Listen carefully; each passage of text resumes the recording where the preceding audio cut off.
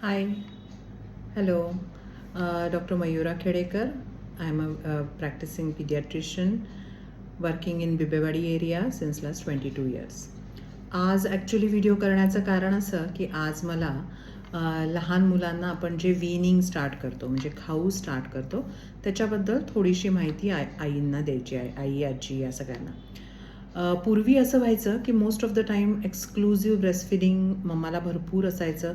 So exclusive ब्रेस्टफिडिंग जे आहे ते 6 महिन्यापर्यंत कंटिन्यू व्हायचं आणि आम्ही 6 महिने कंप्लीट झाल्यावर when baby will complete the 6 months properly then we usually advise the weaning और तुम्ही पाणी चालू करा, खाऊ चालू करा. पण आता मी अशा केसेस बघते की 50% टाईम बच्चाला पावडरचं मिल्क म्हणजे जसं लॅक्टोजन किंवा NAN pro, Similac, any powder milk ज्याला आपण फॉर्म्युला मिल्क म्हणतो ते चालू असतं. पार्शली प्रोटेक्शन असतं, पार्शली पावडरचं मिल्क असतं आणि पार्शली मम्माचं मिल्क असतं. त्यामुळे अशा बच्चांना साधारणतः 5 months कंप्लीट झाले की 5 months 7 days, 5 months 10 days या दरम्यान आपण खाऊ ॲडवाईज किंवा पाणी स्टार्ट करायला ॲडवाईज करू शकतो. Weaning we can advise. So पहिल्यांदा युजली मी सांगताना 5 months 4 days, 5 months 7 days झालं की पाणी स्टार्ट करायला सांगते. पाण्याची चव सर्वात पहिले देणं आपण गरजेचं असतं. फिल्टरचं पाणी तुम्ही डायरेक्टली वापरू शकता. फक्त पावसाळा आणि हिवाळ्यामध्ये ओव्हरऑल वातावरण थंड असल्यामुळं फिल्टरचं पाणीसुद्धा थोडंसं गार असतं. सो वी कॅन से थोडं वॉर्म करून द्या.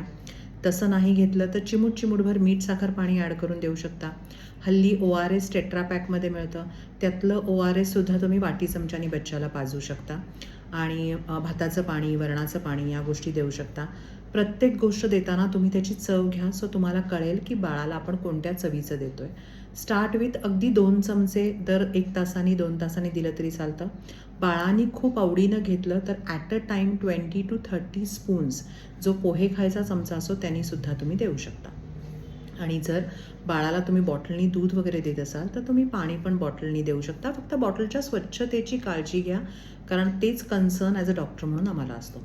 3 ते 4 दिवस पाणी इंट्रोड्यूस केल्यावर मग till the age of 6 months की जेव्हा आपण थोडं लवकर खाऊ चालू करतो आहे 6 महिने पूर्ण व्हायच्या आत जे आहेत आपण एक साधारणतः 4 गोष्टी जसं भाताची पेस्ट म्हणजे साधा तूप मीठ भात, मूग तांदळाचं खिचडी भात, तांदळाची खीर आणि नाचणीचं सत्व या 4 गोष्टी मी ॲडवाईज करते. फ्रूट्स, रवा, ओट्स या सगळ्या गोष्टी मी युजली 6 months कंप्लीट झाल्यावर सांगत असते. सो हे जे आहे याच्यामध्ये तुम्ही मिठाचा वापर करू शकता. मग त्यातल्या त्यात सैंधव मीठ किंवा काळं मीठ तुम्ही वापरा so that have the good products. साखर इंट्रोड्यूस करू नका.